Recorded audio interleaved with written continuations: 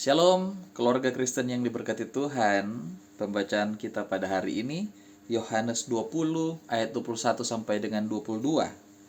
Maka kata Yesus sekali lagi, damai sejahtera bagi kamu. Sama seperti Bapa mengutus aku, demikian juga sekarang aku mengutus kamu. Ayat 22. Dan sesudah berkata demikian, ia mengembusi mereka dan berkata, terimalah Roh Kudus. Ini judul hari ini, jadilah utusannya. Keluarga Kristen yang dikasihi dan diberkati Tuhan Yesus, mengharapkan keadaan yang damai merupakan harapan dan impian setiap orang dan keluarga. Keadaan damai tidak datang dengan sendirinya, tetapi harus diusahakan agar tercipta dalam kehidupan keluarga, jemaat, dan masyarakat. Tidak jarang kita melihat ada keluarga Kristen yang mengalami pergumulan hidup membutuhkan penguatan dan motivasi dari pihak lain, seperti dari orang tua, anak, teman, tetangga, dan tentu dari pelayan Tuhan. Walaupun harus diakui banyak keluarga Kristen menyembunyikan persoalan rumah tangganya, enggan untuk diketahui orang lain, dan enggan meminta penguatan atau masukan dari hamba Tuhan. Padahal seorang hamba Tuhan adalah utusan Tuhan untuk melayani semua orang. Nah, saudara Kristen, keluarga Kristen yang dikasihi dan diberkati Tuhan, Yesus Kristus datang dan berdiri di tengah-tengah murid-muridnya dan menyapa mereka, damai sejahtera bagi kamu.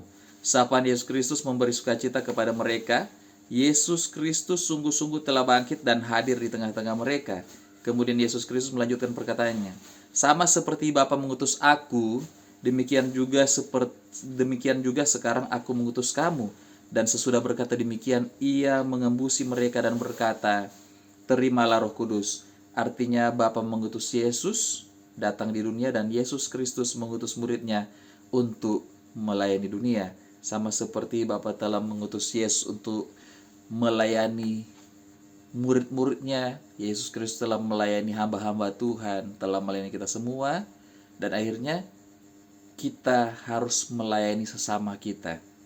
Nah, keluarga Kristen yang dikasihi dan diberkati Tuhan Yesus, orang yang percaya diutus hadir di tengah-tengah pergumulan umat manusia untuk membawa misi damai sejahtera dalam rangka misi Allah.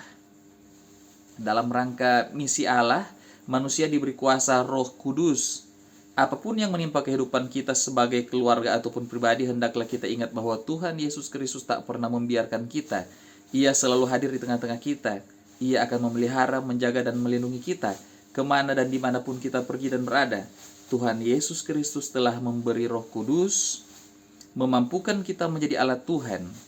Kita diutus untuk hadir di tengah keluarga, jemaat, dan masyarakat dalam rangka menghadirkan damai sejahtera dan menjadi teladan bagi banyak orang, bagi sesama. Meskipun kita juga sering mengalami pergumulan hidup, namun Tuhan Yesus Kristus memampukan dan menguatkan serta memberkati kita. Nah, saudara Kristen yang diberkati Tuhan, ketika Yesus mengatakan damai sejahtera, ini juga memberi contoh kepada kita. Seharusnya perkataan-perkataan kita kepada sesama kita dimulai dengan kata damai sejahtera. Karena keluarga Kristen yang diberkati Tuhan, di hari-hari kehidupan, di hari-hari akhir ini banyak rekan-rekan kita, teman-teman kita, atau kita sendiri, anak-anak kita, anak-anak muda, ketika bertemu dengan rekannya itu ada bahasa gaul. Sekarang seperti kata-kata makian, misalnya bertemu dengan teman jangkep, atau ketika menyapa teman dengan kata-kata kasar, ya.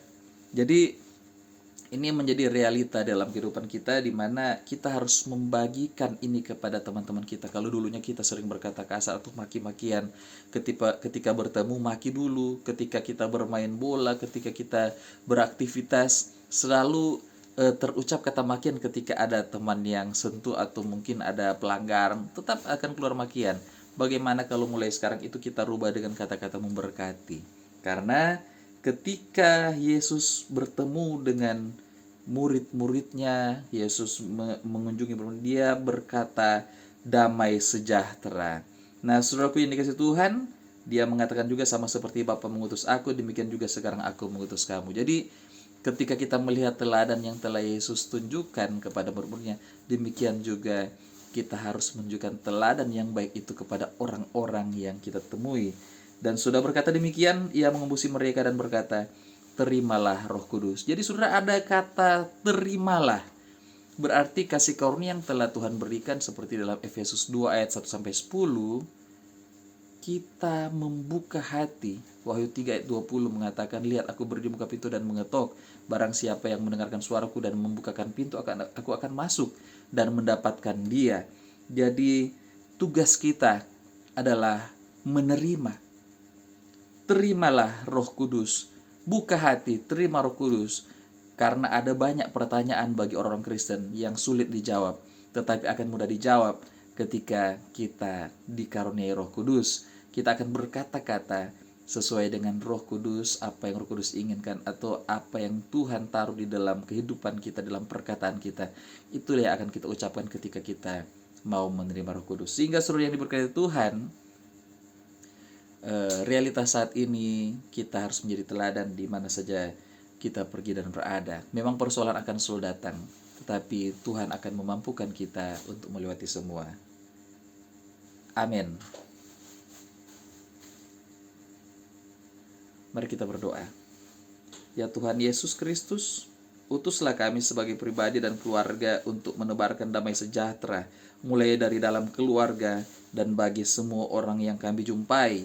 Dan sekiranya Tuhan pada saat ini ada yang berbeban berat, ada yang sakit, ada yang dalam penjara, Tuhan tilik dan jamah mereka, karena kuasa Kristus, kuasa Tuhan Yesus Kristus yang melampaui segala akal akan memberkati dan menguatkan bagi setiap mereka yang mau menerima Tuhan Yesus Kristus sebagai Tuhan dan Juru Selamat, dan mau menerima Roh Kudus. Di dalam nama Yesus Kristus yang adalah Tuhan Juru Selamat kekasih jiwa kami berdoa. Amin. Terima kasih sudah diberkati Tuhan. Sampai bertemu lagi. Shalom. Damai di hati.